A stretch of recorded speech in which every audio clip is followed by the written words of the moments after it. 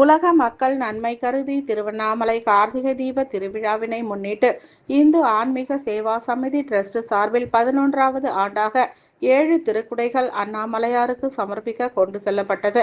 பஞ்சபூத ஸ்தலங்களில் ஒன்றானதும் அக்னி ஸ்தலம் என அறியப்படுவதுமான திருவண்ணாமலையில் பல்லாயிரம் ஆண்டுகளாக கார்த்திகை மாத தீப திருவிழா நடைபெறுவது வழக்கம்.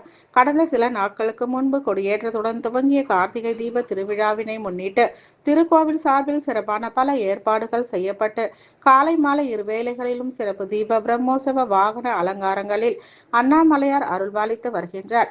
இத்திருவிழாவினை முன்னிட்டு இந்து ஆன்மீக சேவா சமிதி டிரஸ்ட் சார்பில் தொடர்ந்து 11வது ஆண்டாக திருக்குடை சாற்றுவது நடைபெற்று வருகிறது.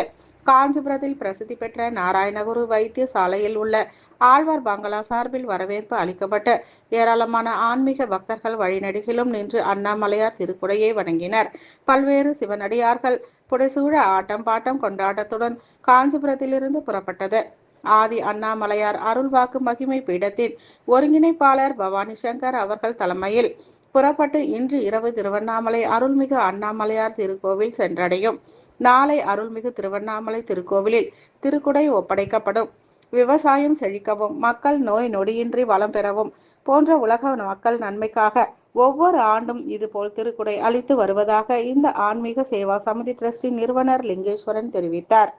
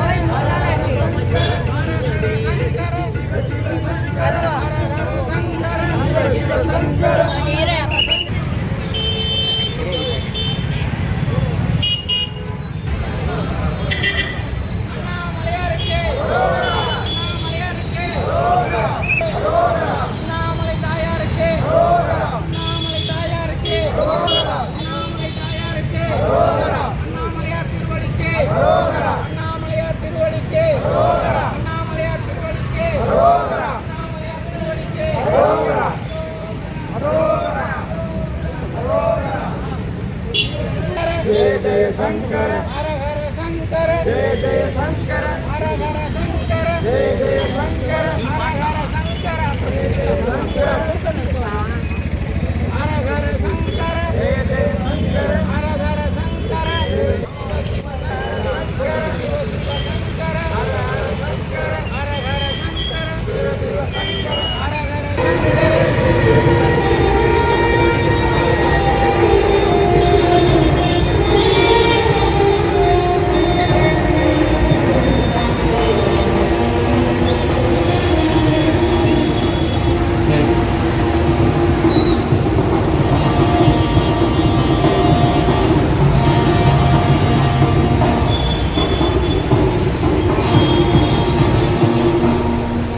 லிங்கேசன் ஆன்மீக செம்மல் இந்து ஆன்மீக சேவா சமிதி டிரஸ்ட் தமிழ்நாடு சார்பாக அண்ணாமலையாருக்கும் உண்ணாமலை அம்மனுக்கும் இன்று மாலை 2 கொடைகளும் செய்யாறு வேதபுரீஸ்வரருக்கு 3 திருக்குடைகளும் சமர்ப்பணம் செய்யப்படுகிறது. இந்த திருவண்ணாமலை திருக்குடை உப யாத்திரை என்னும் நிகழ்ச்சி இன்றைய தினம் காஞ்சிபுரத்திலிருந்து துவங்கி செய்யாறு வழியாக அண்ணாமலையாருக்கும் உண்ணாமலையாருக்கும் திருவண்ணாமலையில் 4 மாட வீதி சுற்றி வந்து சமர்ப்பணம் செய்யப்படுகிறது. நமச்சிவாய.